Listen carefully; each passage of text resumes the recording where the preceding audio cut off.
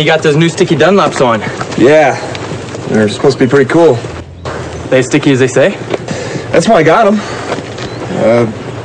Truth is, I just don't know. Yeah, see what you mean. You know, the bike's fast. It's way faster than I am. Let's see what all these other guys are getting on. Let's check them out.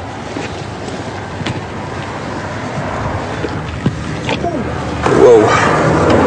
Oh, whoa.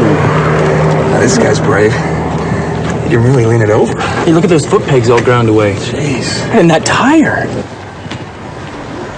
Gosh. Can I help you gentlemen with something? Is this your bike? Yes, she is. Hey, how do you do something like this with a bike like that? I guess I learned a few things in my days. Yeah, I guess so. You got any advice for us? Advice? It's a very interesting topic. You brake straight up. No way, pup. Trail brake. All the time. No, bro, I'm pretty sure you're supposed to countersteer in the turns. Just get more seat time. You'll improve. No way. You got to plan out your laps. Be safe. What you do is you downshift to slow down. No. Use the brakes. No, man, it's countersteering. Body steering, man. It's body steering. You got to be smooth. One can hear a lot of advice about riding. Here. I started with this. Yeah. That's the Cornering Bible.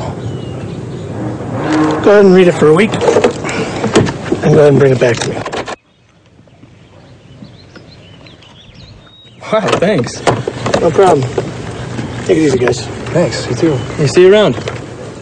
Hi, I'm Keith Code. We hear lots of advice about how to ride. Some of it's destructive advice, some friendly advice, and some useful tips. Let's see how advice stacks up against the technology of riding. Take how to steer as an example. Most often, our first vehicle had 3 wheels, like this tricycle. Turn the bars to the right, and it goes right. Turn to the left, and it goes left. Simple. Our first ventures out on 2 wheels usually involved training wheels. Now we have a 4-wheeler. From the tricycle experiences, we instinctively turn right to go right, and it works. In the time-honoured method of training, we raise the training wheels. Now we have a recipe for disaster. We've lost 2 wheels. It's now a frighteningly unstable machine. The child expects it to steer like everything else she's ridden. Look what happens though. She steers to the right and the bike tips over to the left, just like all 2-wheeled devices. Just go for it. Even with all the bad advice, out of our sense of survival, we somehow make it work. She has never But balanced do yet. we Lower the training understand wheels. You'll kill the her. underlying technology of it? All 2-wheeled vehicles steer differently to 3- and 4-wheelers. To go right, you apply pressure to the right handlebar. That action initiates the turn. The bike then leans over and the front wheel turns into the turn. It's called counter-steering. That's why training wheels are so confusing at first. It's counter to everything the child has learned. There you go. There you go. Hey, good job. Listen, kid. Steering is simple. You just push down the inside peg, pull the bike in with your knee, push the handlebars down, and lean your body in. Oh, really? I didn't know that. It was false and misleading advice like that led me to invent the no BS or no body steering bike. Let's see if it will help us sort out the facts of steering. I've grafted an extra set of bars on this bike. The whole idea was to take the handlebars out of the equation to discover what so-called body steering really does. The extra throttle on the top bars allows the rider to maintain his speed. Even with massive shifts in body weight without any input through the handlebars, the bike only vaguely changes direction. This would never get you through the corkscrew at Laguna Seca. Foot peg weighting is another myth. Even with his entire body weight on one peg, this bike merely veers off course, and once his course is set, the pressure has even less effect. Good advice doesn't always put the rider in real control and can prevent us from properly being able to do this. A little counter-steering with bar pressure gets the job done and puts the rider in control. Here, we have mounted a simple pointer on the tank to illustrate counter-steering. Let's take it for a ride and see what happens.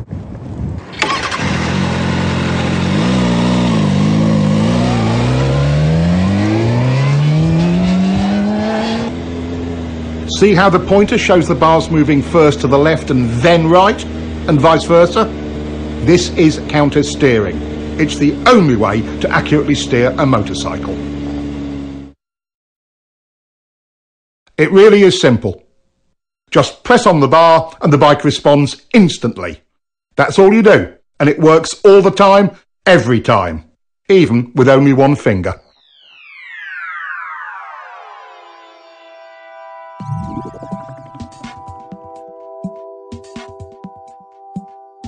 The idea that we lean to steer comes from the fact that when you lean right, you unconsciously pressure the right handlebar, and that counter-steers the bike right. Vice versa for left turns. Lean steering is one of the myths of riding. Some believe body steering works because they can maneuver the bike with their hands off the bars. When we move our weight around on the bike, it actually creates a counter-steering action. Look at the pointer. Some riders are confused about how they steer a bike once they are in a turn. It's exactly the same. To tighten the turn, you press your inside bar. To widen your turn and bring the bike up, you press the outside bar. Counter-steering always works. Counter-steering is a piece of riding tech that will help you to improve your control in virtually every situation. Let's take a look at some other parts of riding. You guys really do have the cutting edge of bike technology, don't you? Look at the size of that rear tire. Look at the size of those brakes. I'll bet you really can haul on them if you need to, huh? And the frame is stiff enough to handle all the braking power and the grip of the tires. So how many ponies does it have? Well over 100. Mine's are on 150. They say it'll do 180. It's impressive. Guess all that cutting edge stuff can make a difference. Thanks, man.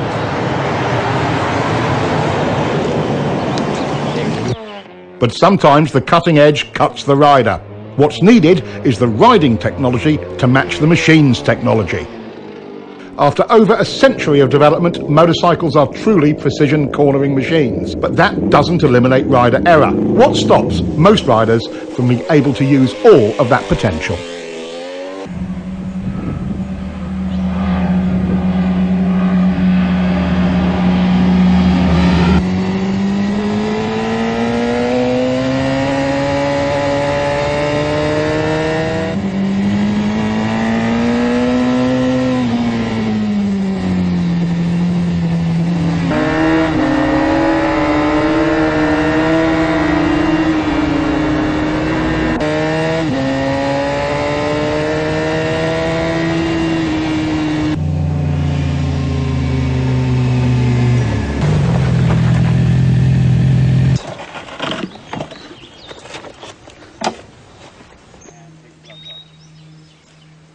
Man, I was riding as hard as I could, and the guy just disappears. Yeah, me too, man.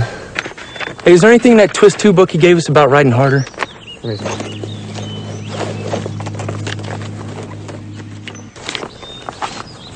Here we go. To make real improvement, riders can expect to reach a high level of technical skill, but only if they ride at 75% of their limit. Everyone agrees that in some fashion, survival reactions or... Survival reaction? What's that? It's like fear? Yeah. Survival reactions, or SRs, are the ever-present barrier to riders reaching their goals. That's right. Every time I try to up the pace, I get myself into all sorts of problems. It's like I'm afraid to push my limits. But I'm not sure what I'm afraid of. It's me too. It's definitely my personal limit. I describe it more like a mild panic.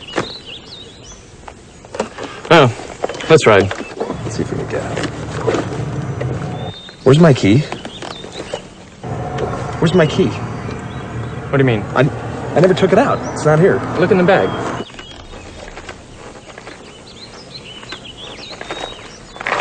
It's an agreed upon fact. Our instinctive survival reactions, our SRs, ruin a rider's hopes of being confident and in control.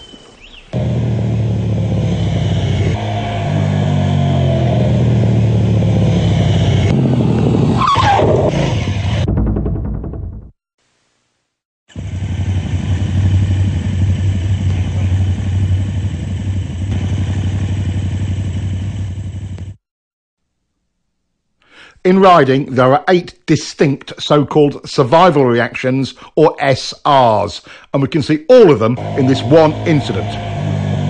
Immediately, we see the rider trying to use body steering into the turn when he should have countersteered, so he starts out a little wide. If you'd known how to steer the bike, this whole thing could have been avoided. Let's get back and see what other errors were made. He gets on the gas to stabilise the bike, but chops it mid-turn.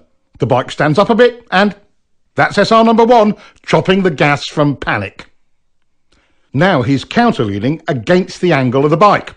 This increases bike lean angle, but doesn't tighten up the turn as he had hoped. This is another SR.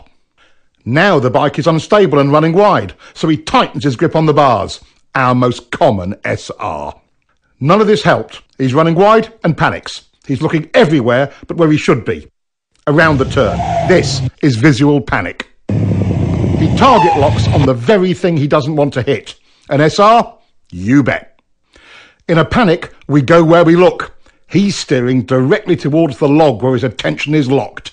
SR number 6. With his attention tunnelling down, he cannot steer effectively and becomes frozen on the bars. Yes, SR number 7. He can't turn, so he jumps on the brakes. Our 8th SR. His lazy steering started the whole mess, but when he chopped the throttle off, it got worse. First, let's take a look at throttle control and how it works.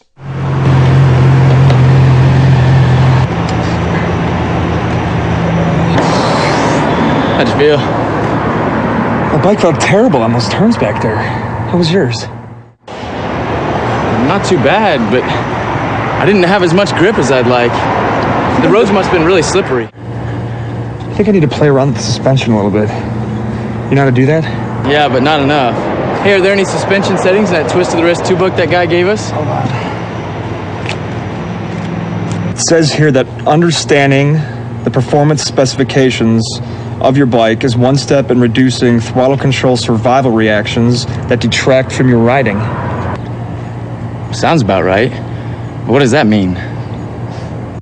Considering that most machines in a static or constant speed situation have roughly 50-50 weight distribution, we can begin to calculate the guidelines for correct throttle control through a turn. The fact the rear contact patch is the larger of the two tells the story. Give me more weight, I can handle it. So, once in the corner, our task is to shift 10 to 20% more load to the rear to give it its fair share of load. This we do with the throttle. Technically speaking, we want a slight 0.1 to 0.2 Gs of acceleration to accomplish that. Simply put, in a straight line, it's the force generated by a smooth 5th gear roll-on in the 4 to 6,000 RPM range on pretty much anything over 600cc. That's not much acceleration, but it transfers the weight.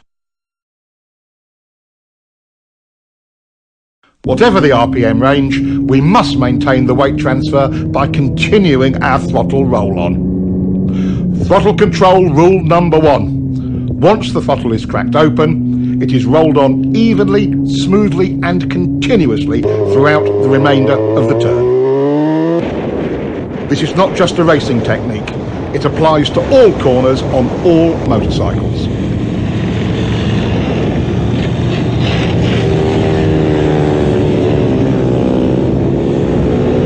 Once the correct transfer of weight is achieved using the throttle, Any big changes in that weight distribution will reduce available traction, which is especially important in poor traction conditions. Once the bike is fully leaned over, violating rule number 1 with poor throttle control will underweight or overweight that particular tyre bike combination. Here again, even in poor traction conditions, good throttle control gives maximum stability and grip. Slides aren't the only negative result from rolling the throttle on and off. For track riding and racing, each throttle on off or even just a hesitation will cost you time. At least 1/10 of a second, about a bike length, in a slow to medium speed turn.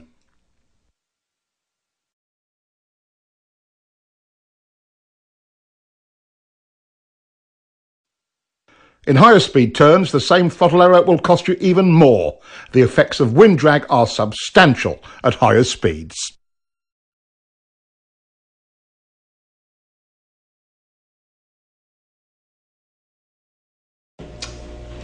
If the surface is slippery, do you want to overload the front or rear tires? No! Correct.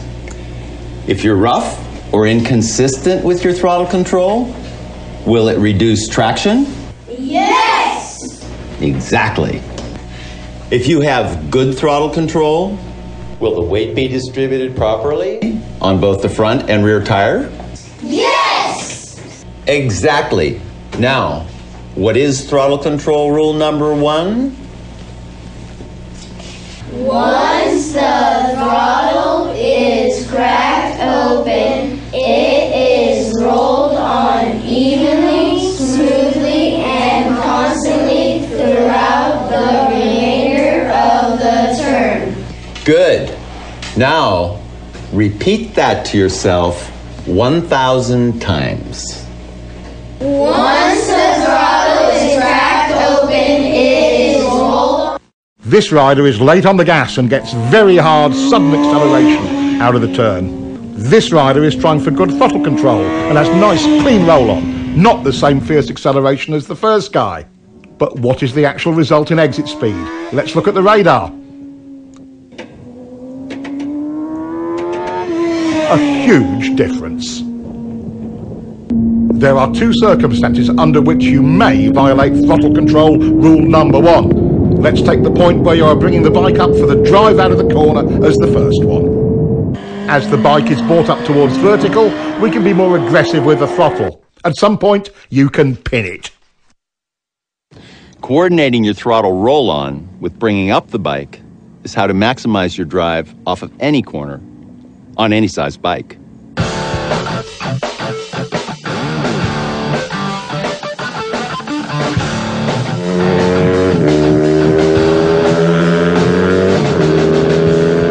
Most riders wait until the bike is nearly upright before they increase the roll-on rate. The skill of it is in accurate timing of the pick-up and roll-on. What difference does it make? Quite a lot.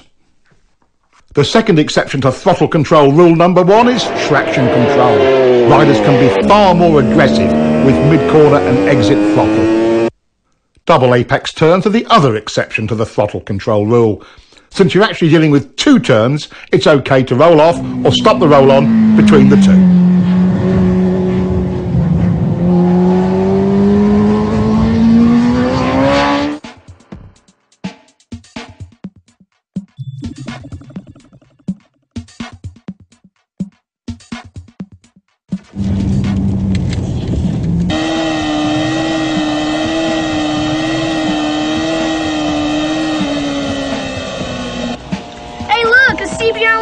In R6! Look at the guy on the Repsol. He's not smooth with the gas.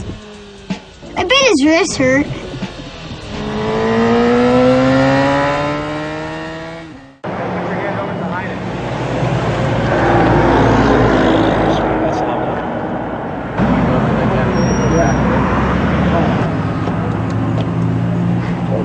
Told ya. What are you looking at, kid? Your tires. What do you kids know about riding? Once the throttle is cracked open, it is rolled on evenly, smoothly, and constantly throughout the remainder of the turn. How long have you guys been riding? you? About 3 months. Have you guys ever been at a riding school? No, but we got this book this guy gave us.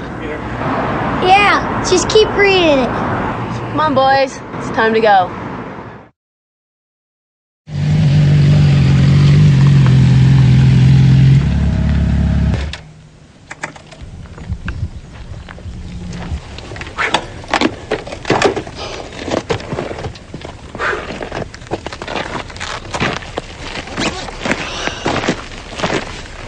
At some of those places, I just couldn't help myself. I kept rolling in and out of the throttle. That was cool. Completely perfect the whole time. Really? That's funny, because I still can't get a continuous roll on. That's SR1. Rolling out of and on and off the throttle when you shouldn't. That's right. Survival reactions. How could I forget that? Good handling means predictable traction, and good traction depends on your suspension working well. In mid-corner, on a properly set up bike, the forks and shock work best in roughly their mid-stroke range. With good throttle control, you can see the forks working in their mid-stroke in mid-corner. Is that as good as it gets? Is the bike happy? Are you happy when the bike is happy? Yes, yes, and yes. At what range do we want the rear shock to operate? In the middle, of course. That's its most compliant range. That's its sweet spot, just like the forks. Once you get back on the throttle, weight begins to transfer to the rear. The rear shock becomes our main concern because we must now rely on it more for stability and traction. Contrary to popular opinion, getting on the gas hard makes the back of the bike rise. That applies to both chain and shaft drive bikes. As it rises, the rear suspension becomes stiff. This results in the rear tyre not being able to follow the road's surface as well, and traction is reduced. This becomes abundantly clear when we look at front wheel speed compared to rear wheel speed on a straight. There is quite a bit of tyre slippage, and look at the rear suspension's position. Nearly topped out. Again, it isn't working well. With good throttle control, we get what the bike is designed to deliver: working suspension and optimum traction. Another downside of survival reaction number 1, chopping the throttle, is reduced ground clearance. Not only does the front compress, so does the rear, which further reduces your clearance. Perfect examples. When the rider is hard on the brakes, the front end wheel feels heavy. Under braking, of course. Check it out.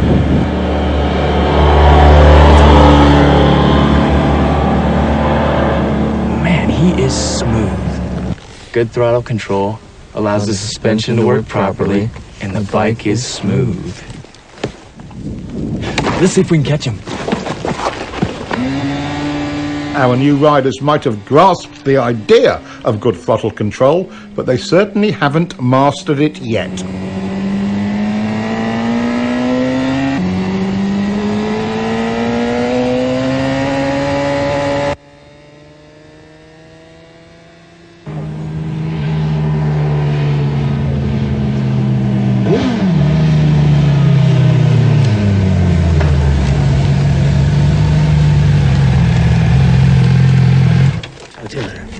Bye.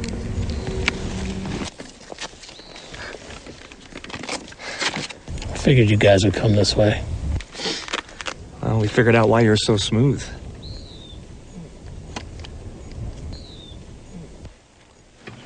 They've got it.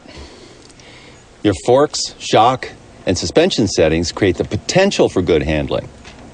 Your throttle control brings that potential into reality. Good throttle control has a major impact on slides.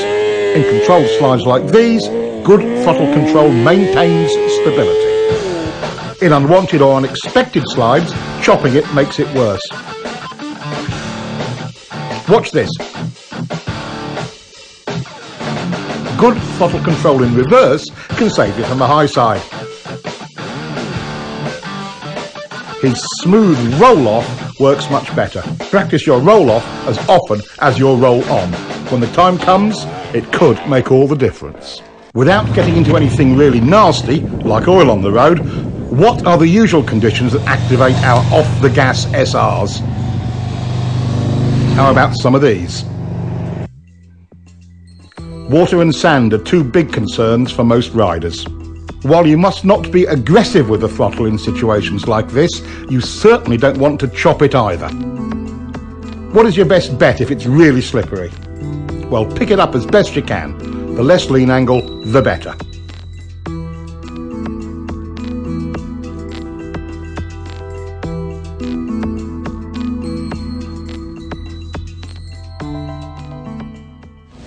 Looks like good throttle control solves many of our rider problems, doesn't it?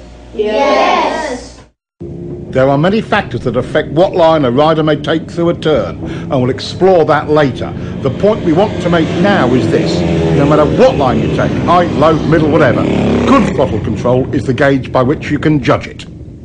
Riders are often confused about why the bike initially stands up and runs wide when they get off the gas mid-turn. Once into your lean and the gas is rolled off, weight transfers to the front of the bike, compressing the forks. That weight goes to the front tyre and spreads out the contact patch. This creates additional drag on the patch to the inside of the centre line of the bike. That drag countersteers the bike upwards and it runs wide. The whole thing can seem confusing, especially as the rider expects to tighten the turn when he rolls off the gas, and he finds the opposite of that happening. A moment later, since the gas is off, the bike slows, leans further over, and finally tightens up the turn. Applying brakes mid-corner creates the same effect. When the weight transfers forward, the result is the same. The bike stands up. A static throttle slows the bike as well. Again, the bike tends to run wide. This effect is even more pronounced at higher speeds and steeper lean angles. Getting on the gas too hard too soon will also send the bike offline, wide. Getting on the throttle too slowly makes the bike feel unresponsive. As we see here, with good throttle control, the bike looks and feels stable on its line and leaves the corner faster. Getting the feel for how much throttle the bike wants and needs to be stable and have good traction and hold its line is the art of good throttle control. There are choices in lines, but the good ones follow the throttle control rule. Geez, I'm running wide on the exit almost every time, and I'm following the throttle control rule.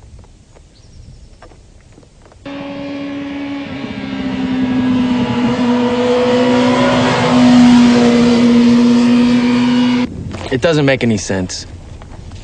What's that Twist 2 book say? You get on the gas as soon as possible. Well, I'm definitely doing that. But still, coming out, I can't hold my line. Well, yeah, mine's holding a line. It's just unstable at the beginning. I'm not running wide on the exit, but my bike doesn't feel planted until I get to the apex. I don't know what we're doing wrong. Let me take a look.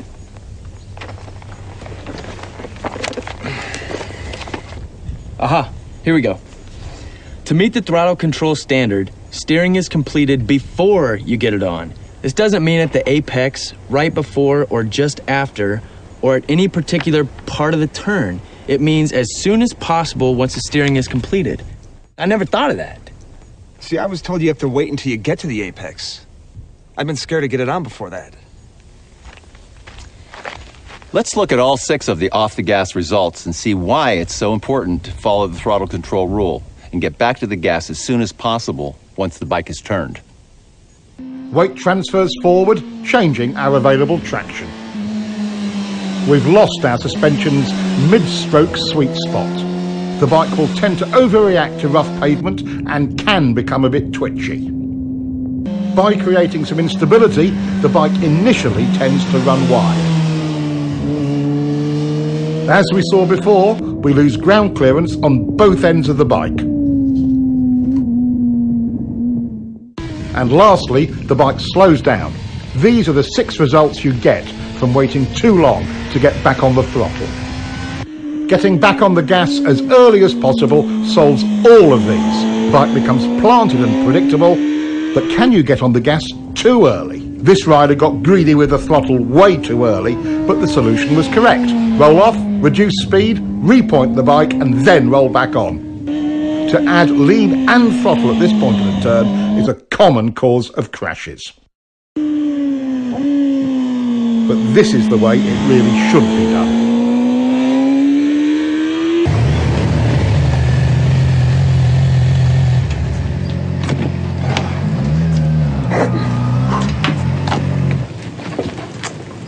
Hey, no more chicken strips. Yeah. I guess we both have a better understanding of throttle control. And we're more confident in the level of grip. Right. Throttle control is the secret to getting the most out of your bike. But there's one place you really need to go to see if you have it nailed. The track. I'll see you guys at the track.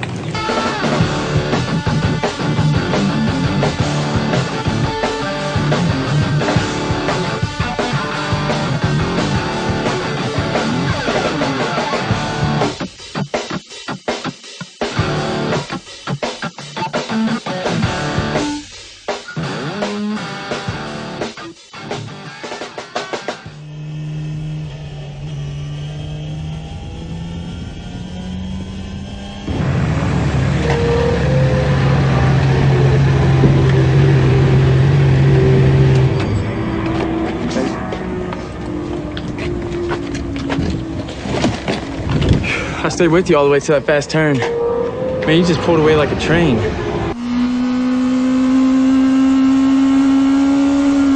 That's because you were charging the turn.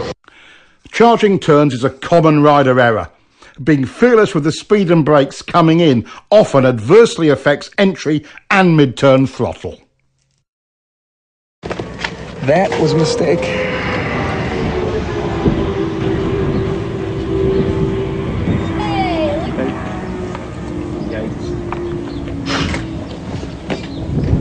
All right, so when my arm is rising, I'm rolling on, and when it's falling, I'm rolling off. So my left hand is telling you guys what my right hand is doing, okay?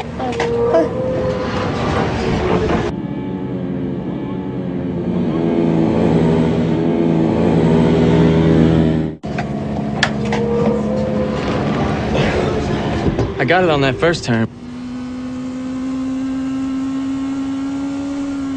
But at double apex.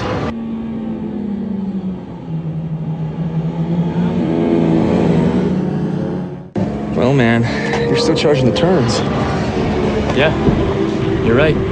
That's SR number one in another form. I'm greedy with the gas going in there, then coasting and losing too much speed.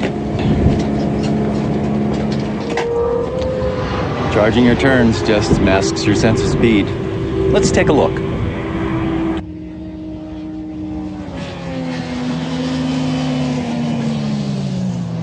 Charging any turn tends to narrow our field of view.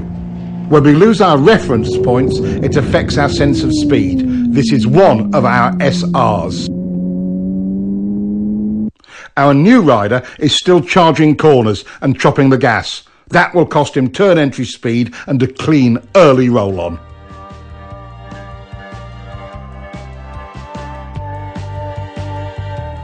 This looks pretty rough.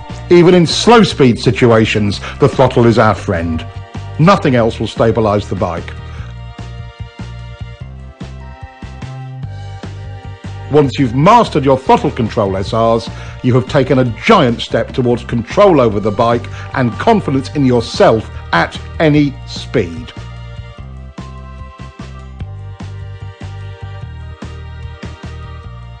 Understanding your bike's needs and wants is important. You don't have to be world champion to see throttle control optimizes your bike's suspension, smooths out rough surfaces, helps you hold your line, and optimizes traction in practically every situation.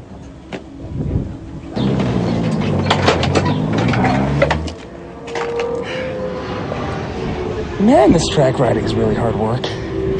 Yeah, I got a really bad forearm pump. I could hardly grip the front brake. It's like riding motocross all over again. We gotta get ourselves down to the gym and work out a little more often. Yeah. My first reaction is to tell them both to relax. let's take a close look at how excess rider input creates instability and tires out the rider. Here again, holding on too tight causes the rider to receive too much input. The tighter you hold on, the bigger the bumps seem. Small shakes from the front end are amplified as well. Why are the bars moving? What are they searching for? They're trying to find a position that will stabilise the bike by maintaining the correct tracking of front and rear wheels. The bike does this without any help from the rider. If the rider could hold on tight enough to stop the bars moving, he would only amplify that wobble. The force he puts into the bars creates resistance and a ploughing effect at the front tyre's contact patch. Now the back of the bike wants to rotate around that resistance and the wobble becomes even worse. Setting a wheelie down crooked is an extreme example of this.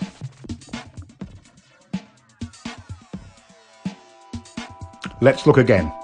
When the front wheel is not in alignment with the bike's direction of travel, there is a huge resistance created at the front contact patch. The wheel immediately tries to realign itself with the bike's direction of travel. Take a look at the massive deformation in the front tyre as it sets down. When the rubber springs back into alignment, the front end shakes. Look at the difference in front end shake the rider is creating when he is too tight on the bars. Being stable on the bike but loose on the bars reduces bike twitch.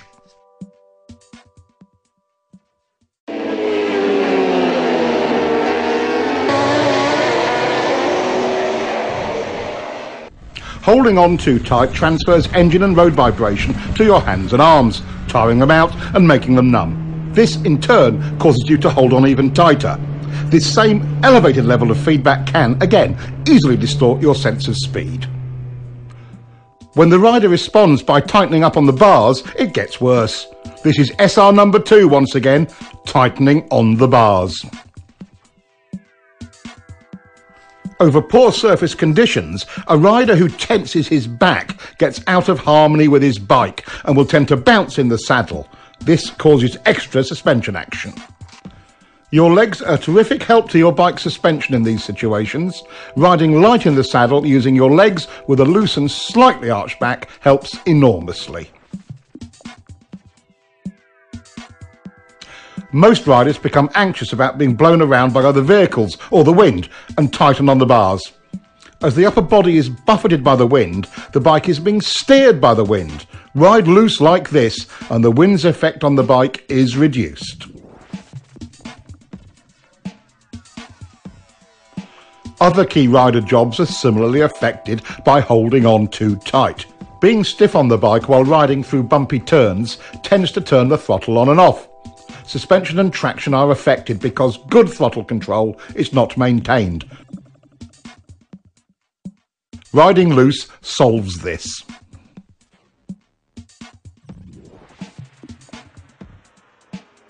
Riding rigidly can shake your helmet and blur your vision. The more you try to brace yourself and hold your head still, the more it shakes. This can even make your neck sore. Limber and loose is smooth. Do you ever find yourself making steering corrections while in the corner? This is another part of survival reaction number 2, gripping the bars too tightly. As the bike runs wide, or feels like it's running wide, survival reaction number 2 kicks in and steering corrections occur.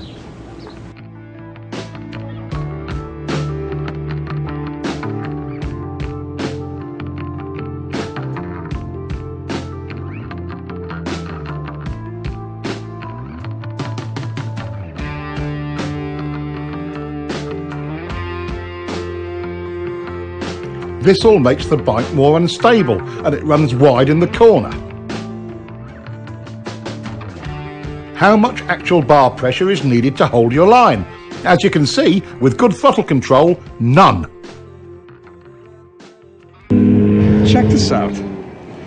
I'm not helping the bike at all by holding on. The tighter I get on the bars, the worse it gets. I don't need to go to the gym to hold on tighter. I need to lighten my grip on the bars. I had it all backwards. Like most avid cornering enthusiasts, you've tried to hang off. There are several key elements we'll cover on this. First, when do you hang off? One of the more common beginner errors is moving over into a hang-off position right at the turning point. Notice the bike wiggling? The rule of thumb is to pre-position your hips just before you roll off the gas. This method will reduce problems from unwanted handlebar and body inputs. The second novice knee-jogger error is hanging off too far. Enough is helpful, too much is awkward and does more harm than good.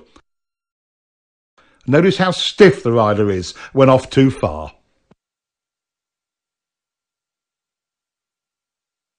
One cheek off the seat is enough. These two simple rules will get you started. Hang off early and not too far. The opposite of hanging off is crossed up. This reduces control, exaggerates lean angle and makes the rider twisted and tight on the bike. With a hung-off body position, control improves. Lean angle is decreased and the rider is in alignment with his bike and relaxed. Compare the two. With the speed and line almost identical, look at the difference in exit lean angle.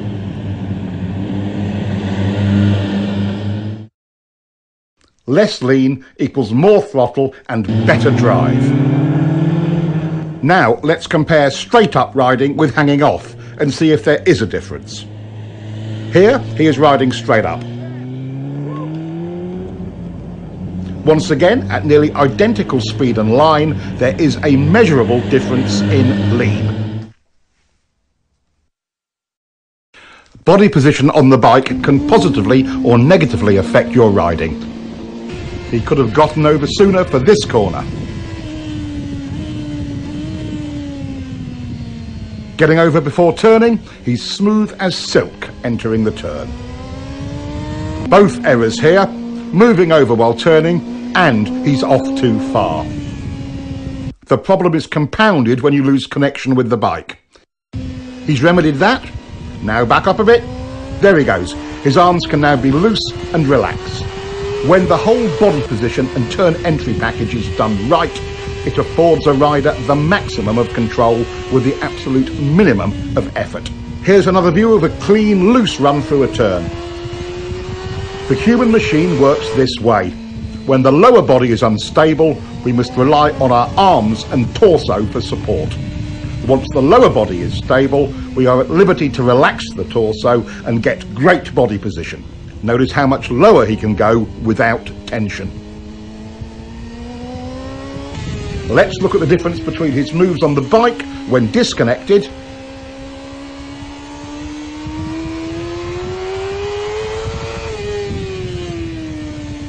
and compare that to locked onto the bike firmly. Much more relaxed and in control. The crossed up riding style looks even worse from on board. Everything about the rider is twisted and unnatural. Head, shoulders, even eye position is strained. One last look at the difference between riding crossed up and stiff on the bike and riding in alignment, well connected and loose.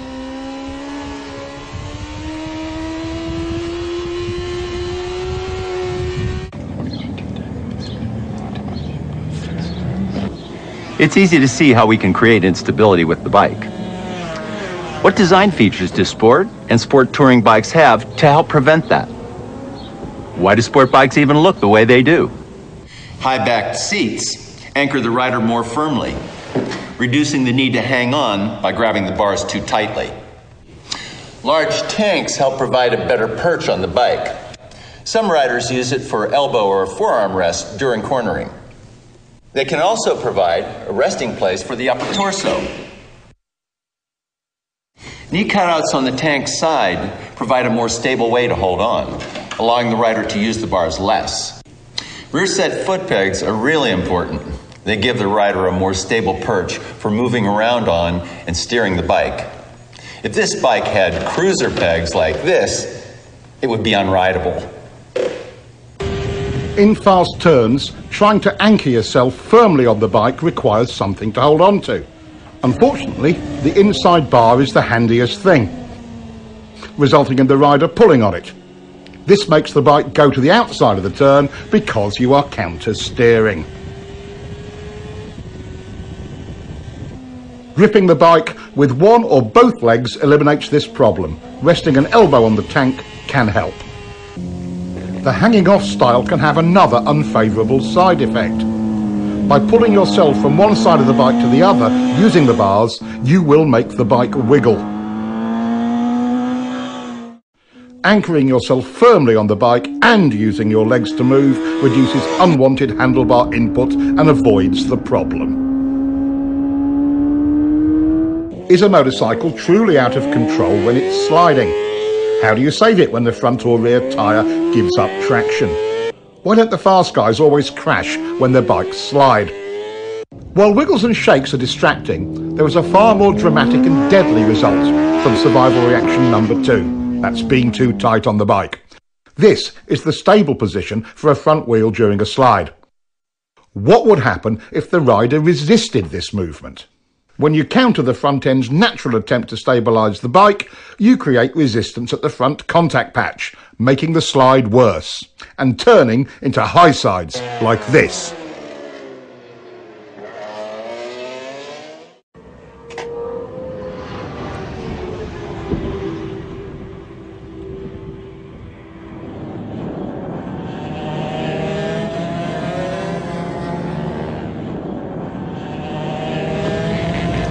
My rear tire must have gone off.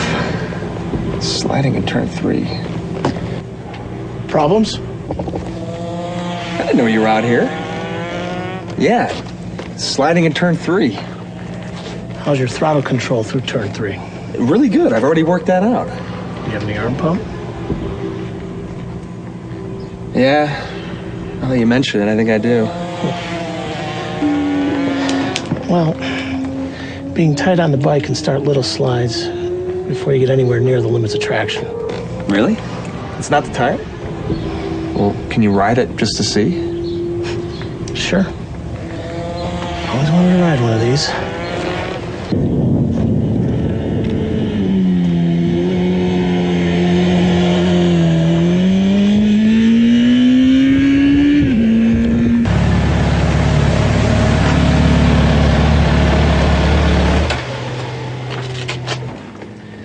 So how was it?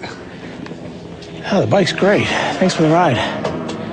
Oh yeah, your tire's fine. I guess I'm making it slide then, huh? SR number 2 strikes again. I'm just too tight on the bars. Try it again. I'll follow you. Really? Thanks.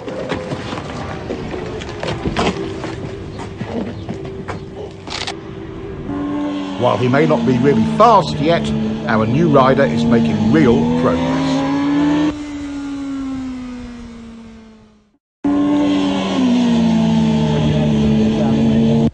The 3 most common reasons for front end slides are 1, over-braking going into turns.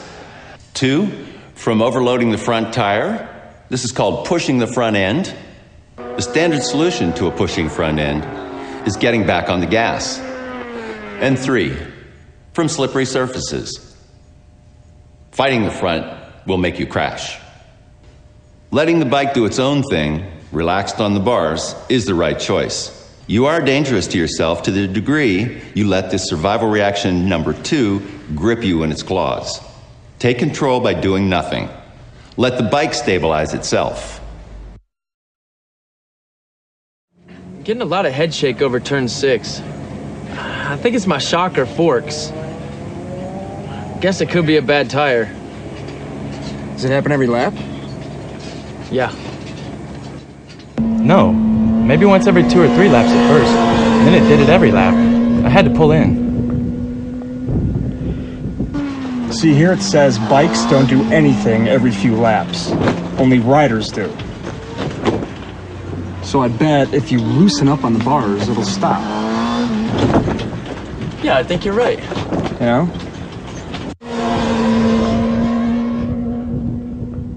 We can contribute to or detract from the bike's inherent stability by understanding its demands and eliminating any unwanted or unneeded inputs. Take braking. With the weight forward, stiff arms, and up on the tank, the bike stoppies. With less bar pressure and the rider stabilised by the tank, the bike is more stable.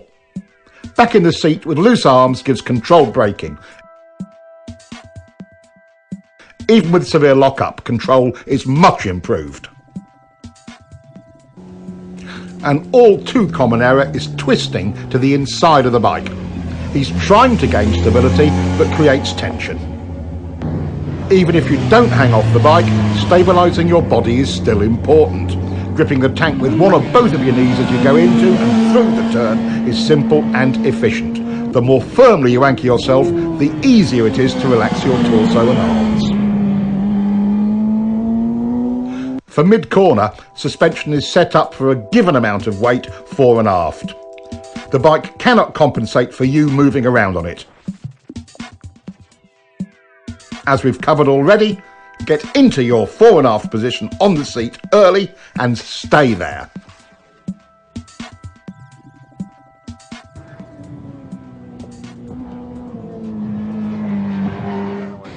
Just to recap, your bike's suspension can be adjusted for a variety of road and track conditions, but you cannot adjust it for excess rider input. By being loose, the rider allows the bike's suspension to perform at its best.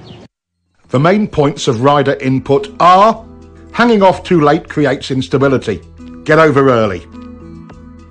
Hanging off too far creates instability as well. Being disconnected on the bike looks like this. Locked on is better. Twisted on the bike. Going with the bike. The seat provides stability, and so does the tank.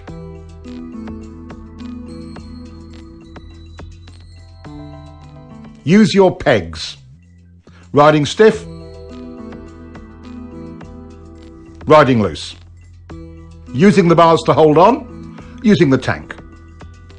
Tight equals front end shake. Loose is stable. Crossing on the bike. Going with it. Tight, it slides. Loose, it recovers. Acceleration head shake. Acceleration stability. Braking instability.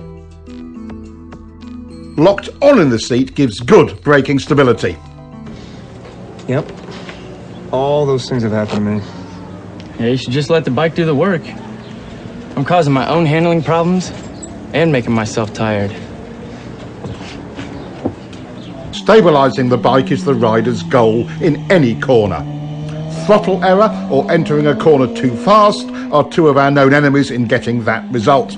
But perhaps the most important of all is your line through the turn. Having a poor line through any corner makes the rider's job of stabilising the bike with good throttle control all but impossible. We've already explored counter-steering and know it gives us effective and precise control of the bike's direction. But there are three underlying principles to steering that you must understand. There are three tools we use for executing our line. One, where you begin the turn.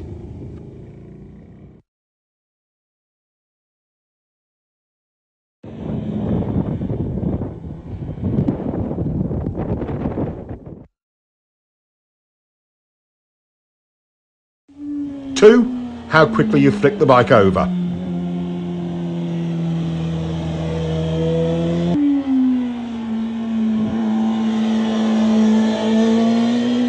Three, how far you lean it. Let's investigate the first one, where you start the turn, and see how it can affect your cornering.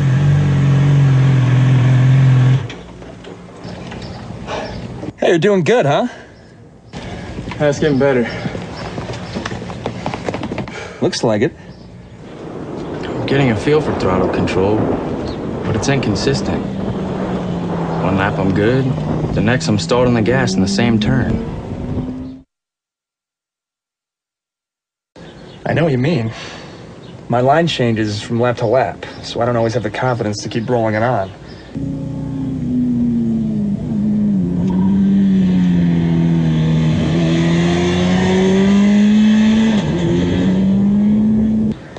Gets to me. Yeah, that happens to me too. It totally blows my confidence and I'm right back to rolling it off. I hate when that SR happens. Yeah, well, it says here that there are 11 things that are influenced by where you turn into a corner. 11 things. Guess what? Both of our problems are on that list. Really? Yeah. But what is the solution? What can you do to bypass these problems? The answer is too simple. Find and use a good turn-in point. Finding a turn-in marker and using it will give you consistency. It helps you avoid problems like inconsistent lines and throttle errors. How can you find a good line? Once you establish a reference point, the trial and error method will tell you what works and what doesn't. That tar snake on the pavement is a good reference point. He tries a later turn-in, but that chops up his brake release. A little earlier runs him too wide and the throttle goes off and on. Right after it, he carves a clean line and, most importantly, the throttle control is great. Let's look at some cornering theory. What kind of line would allow you to get back on the gas most easily for good throttle control throughout the corner? One that starts here? No. Good. One that starts here? No. All right. How about this one? Starts here? Yes. Good. There are actually 11 ways your turn entry position or your turn-in point affects how you corner. First, let's look at your overall corner speed. He's taking an early turn-in, resulting in an inside line. It's plenty fast coming in, but slower mid-turn and exit. Turning in later, trying to straighten out the turn, allowed him to get back on the gas earlier. Your entry point has a huge effect on overall corner speed. While the low inside entry had a high approach speed, it was slower mid-corner and exit.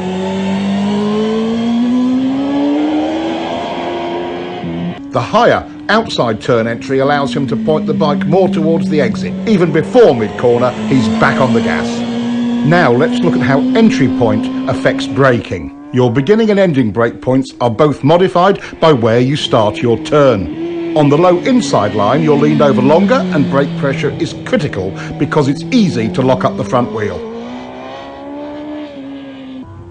On the later turn entry, it's easier and safer because more braking is done with less lean angle, and it most often is completed earlier, allowing the rider to get back on the gas. This is a huge difference. If the pavement was slippery, which line would you choose? Finishing the braking earlier or later? Your turn-in point determines that. Let's follow him in on the high line. He ends his braking just as he's flicking it in, and he gets a better drive. By the way, even though it's usually a minor point, downshifting is another thing that is affected by where you turn in.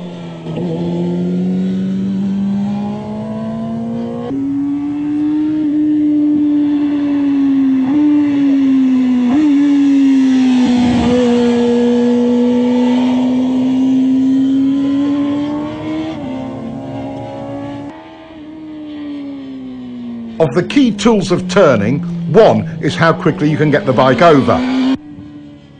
It's easy to see how the early and later entries compare in this regard. The low entry requires lazy steering. You can't flick the bike onto its line. The later turn-in allows for a decisive steering commitment to the turn. Mid-corner and exit stability and speed start when the gas comes on. Watch both lines to see where the gas comes back on.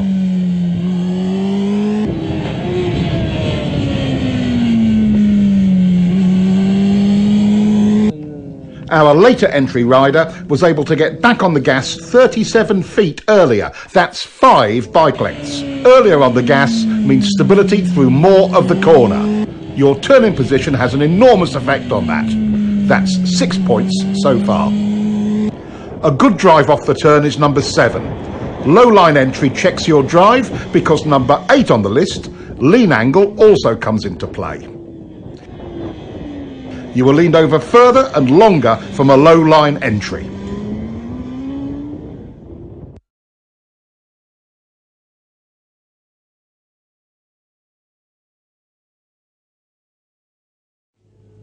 Seeing a line that is taking you too wide does not inspire confidence.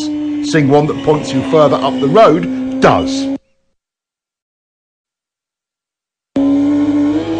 Number 10 is how much road you have at the widest point of your exit. On the street, the same principle applies. Staying in your lane through the middle and exit of the turn is all easier with a later entry point.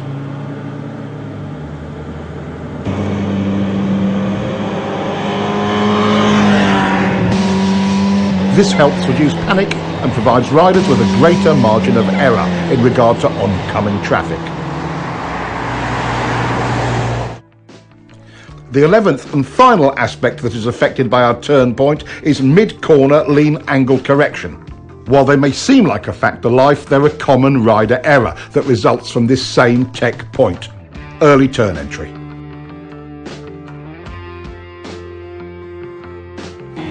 Throttle control rule number 1. The clean, continuous roll-on is always easier once you have established a workable turn point. The single biggest cause of SR number 1, going off the gas when you should be rolling on, is a bad line. We now know all 11 aspects of your riding that are affected by your turning point. Let's quickly review them. 1. Where the brakes go on. 2. Where the brakes go off. 3. Where the throttle comes back on. 4. Where the bike is pointed once fully leaned over. 5. Where will you finish the turn? How wide will you run at the exit?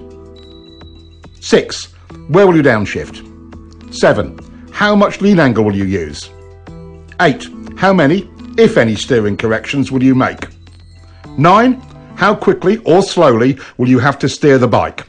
10. How much speed you can approach the turn with? 11. How quickly or slowly the throttle may be applied. Good. Those are the 11 things affected by your turning point. Now, let's look at how quickly you turn the bike and how that affects your cornering.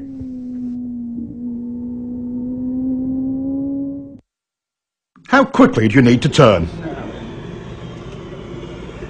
Not very quick in this situation.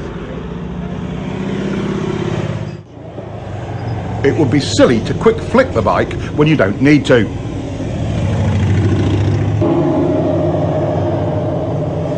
Here's the perfect flick rate. Being able to get a quick, clean flick has many advantages.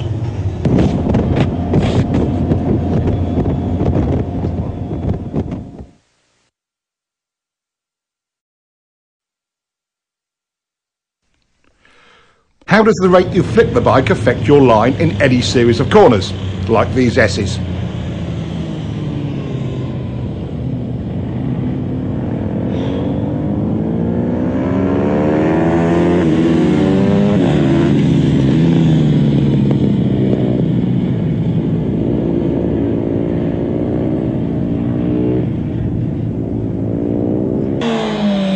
This rider's turn rate was too slow to get him on line to set up for the next corner.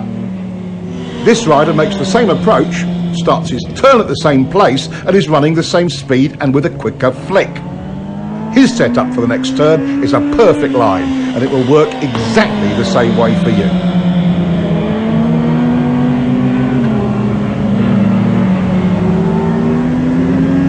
Once you begin your turn, where do the cornering forces start to push you?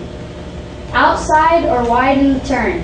Exactly. If this is your intended line,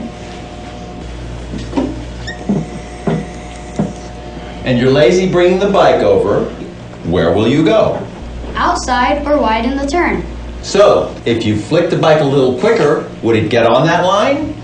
Yes! Class, you are brilliant today. Since we don't like to run wide in turns, and for a very good reason in situations like this one, we must continue to lean the bike further and further to make the corner. Lazy steering forces you to lean the bike more than is necessary, and you'll be leaned over longer. Let's compare.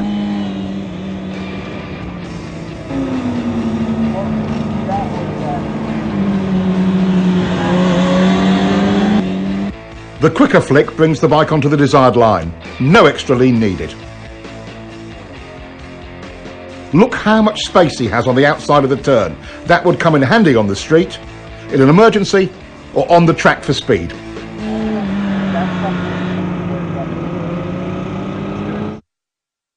And look at the difference in acceleration.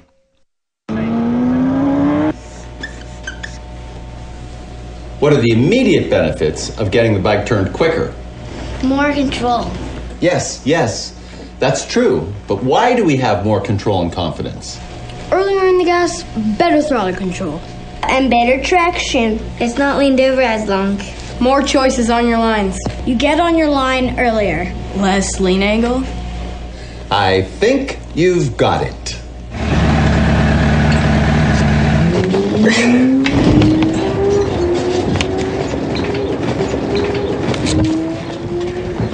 Are they even in school? Maybe that's a version of homeschooling, huh?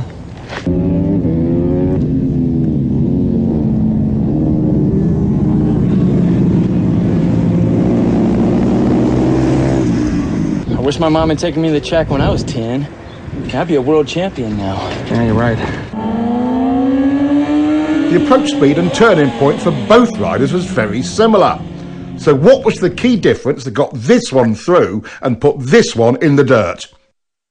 Let's look again. At this lazy steering rate, even if he leaned it over further, the results would have been the same, or worse. The simple solution is flicking the bike quick enough to make the line. Now, what will happen when they increase their turn entry speed? His result will just get worse.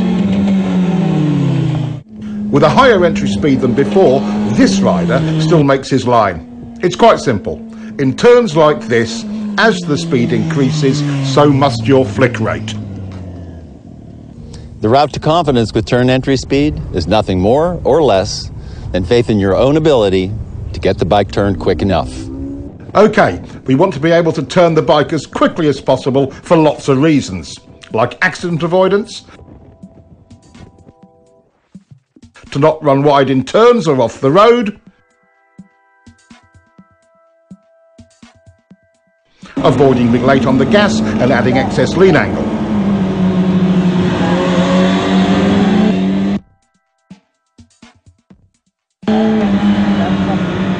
Not to mention, you'll get a better drive. How do we make this possible? How do you become efficient with your steering? What works and what doesn't work? The plane of rotation of the bars looks like this. At a steep angle like this, half your input into the bars goes straight down and is a total waste of energy. At this angle, you're still only 75% efficient. Here, your input is in line with bar rotation and is 100% efficient.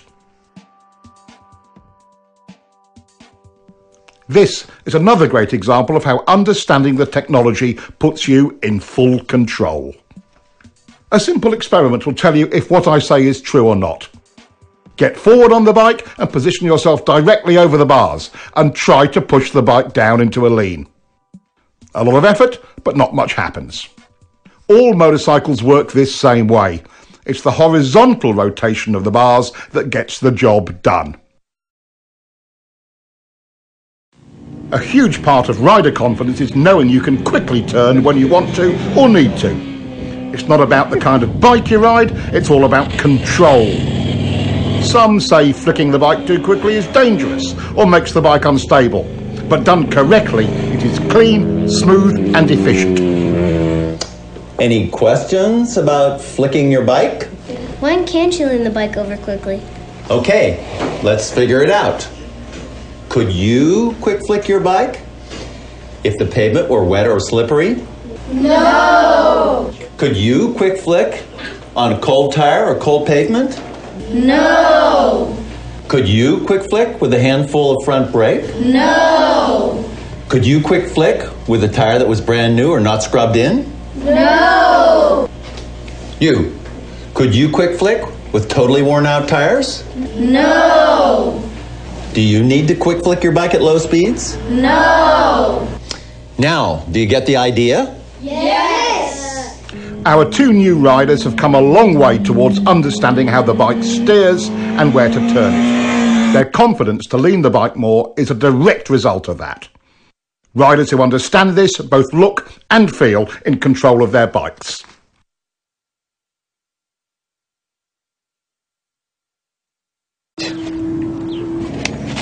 It's amazing. Once you understand the actual technology steering the bike, it totally changes your riding. Yeah, completely changed. I feel in control of steering the bike now. I know how quick to turn it. I know when and where I need to lean it. It's like I'm seeing the turns completely different now. My SRs are way quieter. It's so simple. Yeah, once you understand it. In double apex turns like this one, things can sometimes feel a little busy. Trying to maintain a continuous throttle roll-on only runs you wide, because it's really 2 turns. But the rider has more choices. Just roll the gas on a little bit and hold it there. Not horrible, but not really stable either. Get on the gas and then off to turn it for the second part of the turn, then back to the gas. But that only chops it up, doesn't it? He could go in hard and brake a bit, then on the gas again. That could work, but you'd better be super smooth. Okay, how do we do it? Timing is critical. Getting back into the throttle early stabilises the bike. Then, mid-corner, instead of rolling it off, he just stops rolling on. Here is where your body position comes into play in a big way. When you stop your roll-on, some weight transfers forward. If you are low and to the inside of the bike, it hooks around, tightening the bike's turning radius. That helps to get it pointed toward the exit without upsetting the bike. Look at how much earlier this rider is getting into his down and to the inside body position.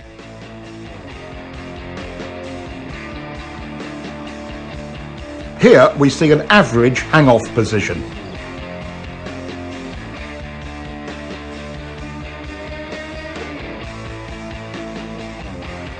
Here's a more aggressive body position. Notice he's able to hold a tighter line.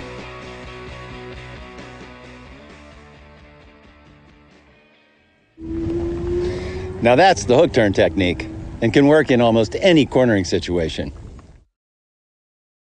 On the road, this technique can be used quite effectively if you find yourself running wide in a turn. Dropping to the inside and down position, plus a smooth roll-off or momentary hesitation, not a chop-off of the gas, tends to tighten the turn for you. And don't forget to look where you want to go. That's way better than the alternative. Here is a technique that can aid you greatly in your efforts to steer your bike accurately. We quite naturally push off or pivot from our trailing foot to produce maximum power and control. With that in mind, using the left leg to generate the power to press on the right bar and vice versa is a logical step. It provides the rider with maximum stability on the bike. Stability equals control and strength. As we lock our lower leg into the bike from the foot peg to the tank, we begin to create lower body stability. The next step is a slight tightening of the thigh muscles. This locks the pelvis in position, which then provides a stable base for the whole torso. With the torso stable, the rider's ability to apply pressure to the bars is vastly improved. We call this pivot steering. You might call it power steering, because once you master it, it feels so easy to steer the bike. Work on your quick turn. It pays huge dividends in control and confidence in any situation on any bike. Now that we know what a turn point is all about, how often do you get it just right? Is it usually too early or too late? Too early. That's right. Riders tend to turn in too early, and there is a reason for it. Would you like to know how to change this part of your riding? Yeah! Going where we look is an unfortunate survival reaction. In fact, it's SR number 5. For example, if this rider looks at the inside of his next turn, he will go there.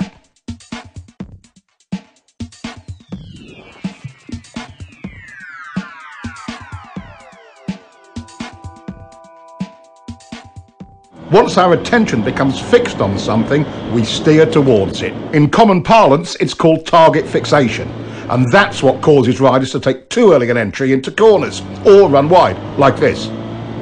We already know what the results of turning in too early are. Training yourself to look in without turning in is how we overcome this SR. We call it the two-step technique.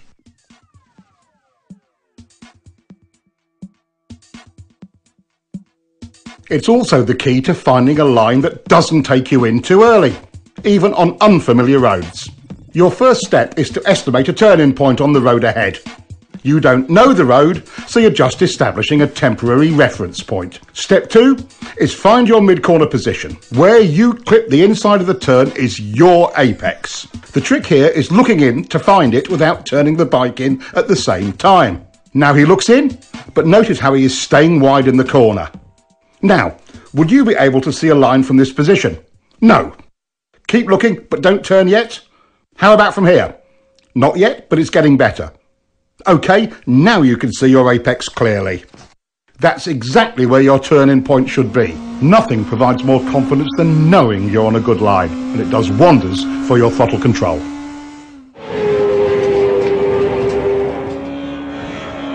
Hey, you're really starting to get that bike turned. Yeah. I just wish I was more consistent with my lines. I'm feeling kind of lost. Well, you know there's 4 chapters in here about vision. There's a technique in one of them. It's called the two-step that's supposed to help. Two-step. Let's take a look and see if we can sort out his inconsistent lines. He ran pretty wide on that pass. Let's see how he is timing his look-in and turn-in. Big mistake. He's looking and turning. Now he's not running as wide, but it's another different line. The two-step visual technique solves more than just where to turn into a corner. It can also help with your consistency. In the end, your lines will only be as accurate and consistent as your visual skills. Knowing exactly where you want the bike to go before entering, using the two-step technique handles that.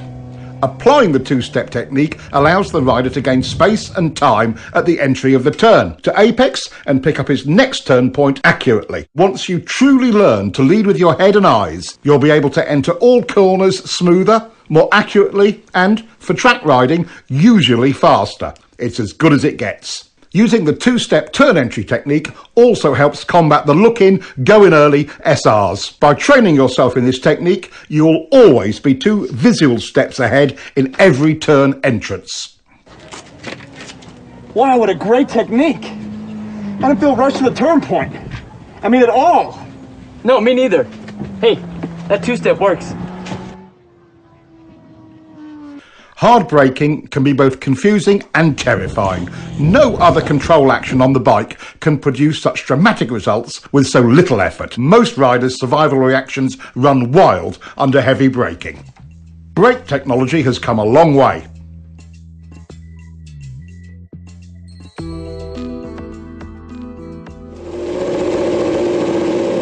These improvements give riders far more choices on how to brake. But the laws of physics still govern how hard we can use them. Brakes, just like the throttle, are lean angle sensitive. The more lean angle you use, the less you can use either of them. This brings up all kinds of questions about technique. Should I do all my braking straight up? Or should I trail the brakes into the turn?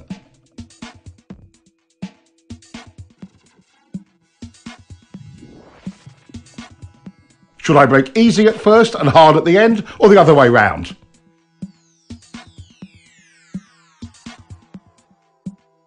How about easy, then hard, and then easy again?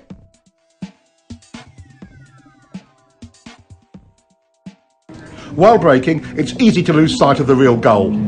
Getting your turn entry speed perfect is that goal. With that in mind, which brake pressure sequence is best? Turn entry speed errors are easiest to make when you are hard on the brakes towards the end of braking.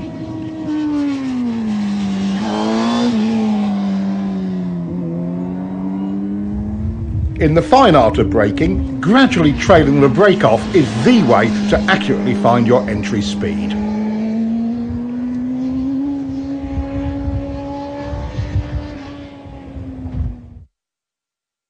Straight up or trail braking, it's the exact same problem. Maintain control of your entry speed. Overbraking, SR number 7, often creates other problems like poor throttle control and extra steering corrections. Both unsettle the bike and can even cause excess wheel spin. Panic braking in the middle of turns is something we try to avoid because it stands the bike up abruptly. Unconsciously, we apply pressure to the bars to maintain our line. That additional input is one of the primary reasons for trail braking crashes. Restraining bar flutter does not let the front end follow the road, which reduces available traction even more. Despite its dangers and drawbacks, trail braking is a useful tool. Just imagine yourself leaning into a turn at 200 miles an hour with the brakes on like this. If you have to brake in a turn because of an emergency, like debris or a surprise decreasing radius, bringing the bike up as you do it is your best hope for not washing out the front end. Simultaneous braking and downshifting smooths things out and reduces distractions. This helps you get your turn entry speed right. Watch the timing of the clutch and throttle action in slow motion.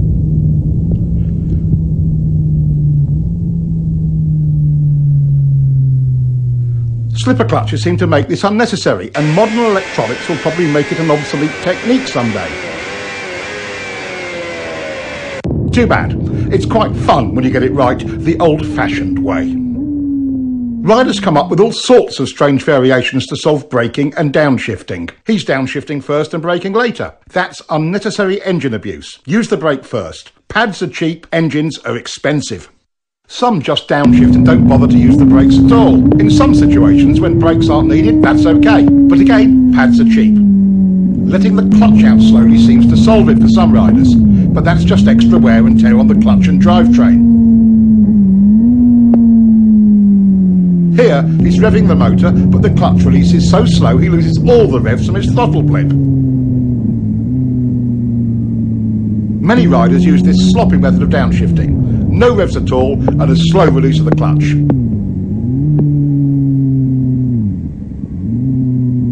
Getting too big a throttle blip over-revs the motor and causes the bike to surge forward with each gear change.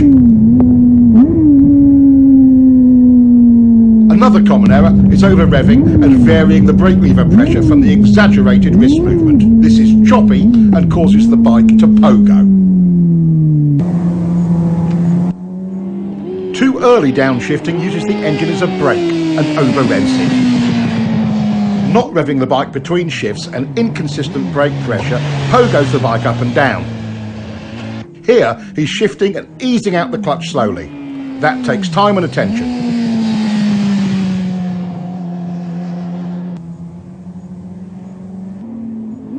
He's revving it, but too high and still on and off the brake lever, pogoing the bike. Making clean downshifts and maintaining control of the brake lever throughout will help.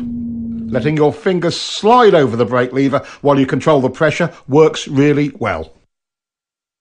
Downshifting without the clutch is another way of handling it. Careful timing of the throttle blip and the gear lever makes it surprisingly easy and smooth, with or without a slipper clutch. It may take some practice to make them perfectly smooth.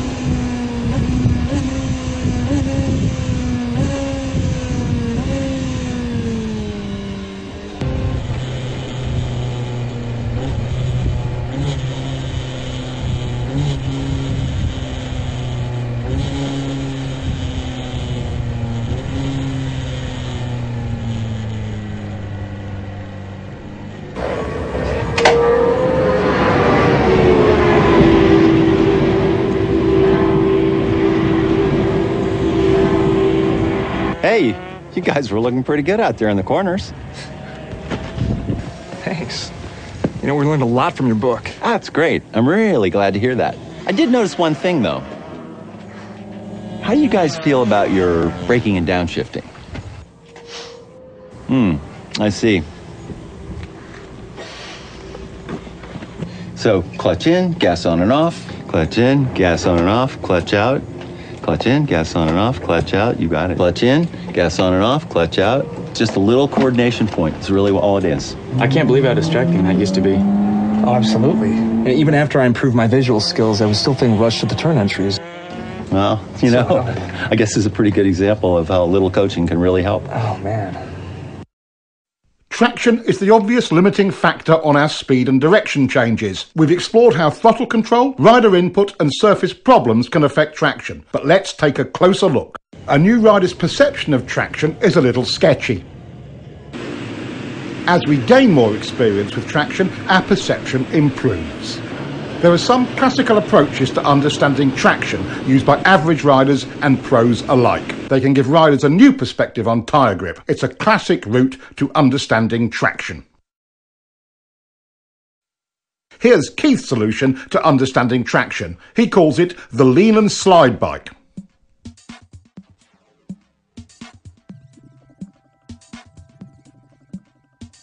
About this time, most riders would chop the gas in panic.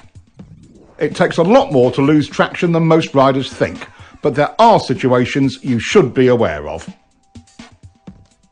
Of course, if the tire was new and not yet scrubbed in, or too old, too cold, tire pressure was wrong, over or under inflated, if you were riding on a slippery surface or a polished surface, leaning the bike over too far, other mechanical problems, it would slide. The slide bike helps train riders to avoid slide errors. Watch what happens when he chops the gas.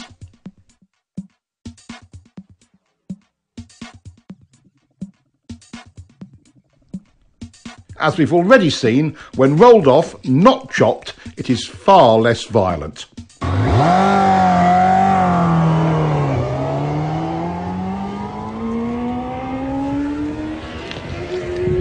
Overriding the grip of new or cold tires is a classic novice riding error. Even at relatively modest lean angles and speed, a cool tire on a cool day can surprise you when you first go out.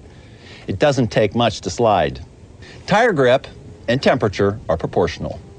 A cold tire feels like it has maybe 25% its normal grip. A warm tire on a warm day feels more like 75% or more right away. Don't be a fool. Gradually bring the speed and the temperature up. Never trust the tires. Trust yourself. Learn to bring them up to temperature according to conditions. In generally good conditions, as we have here, modern tyres deliver excellent traction. Good throttle control is the foundation that allows a rider to explore the limits of traction. Even with good throttle control, a small slide can start or get out of hand when the rider is tense. The rider's ability to be comfortable with traction limits depends upon having the key elements of throttle control, rider input and visual skill.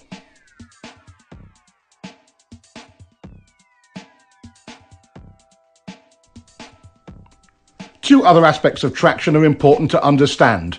The more lean angle you use, the less side grip you have. The solution? Even when the rear tyre is totally lit up, bringing the bike up into the slide helps the rider maintain control. The lean and slide bike is one of the training methods used at Keith's school to help riders gain that confidence and experience with traction.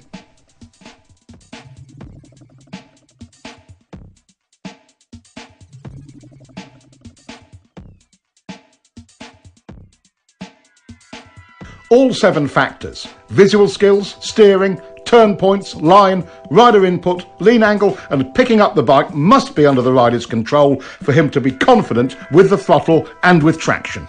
New technology is great, but even with traction control and modern electronics, the rider has to work his way up to using it. Being in control of these 7 factors is the quickest and easiest route to confidence.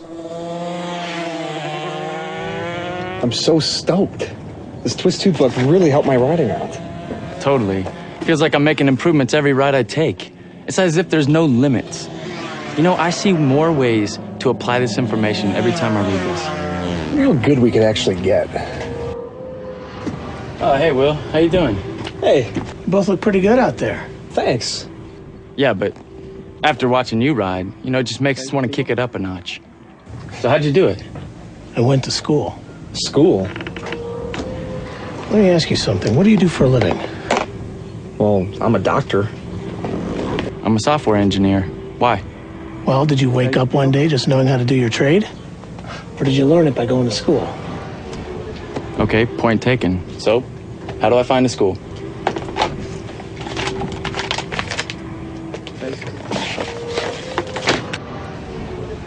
Is this where you went? That is where I went. California Superbike School. Really? Best training you'll ever get. See you, Will. What do you think?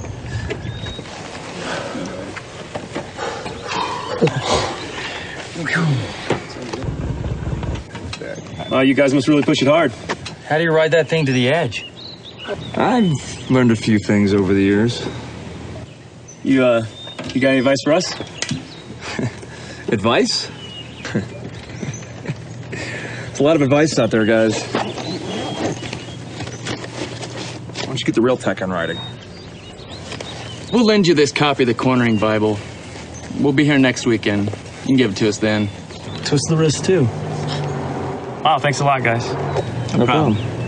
Looks like I have to get myself another copy.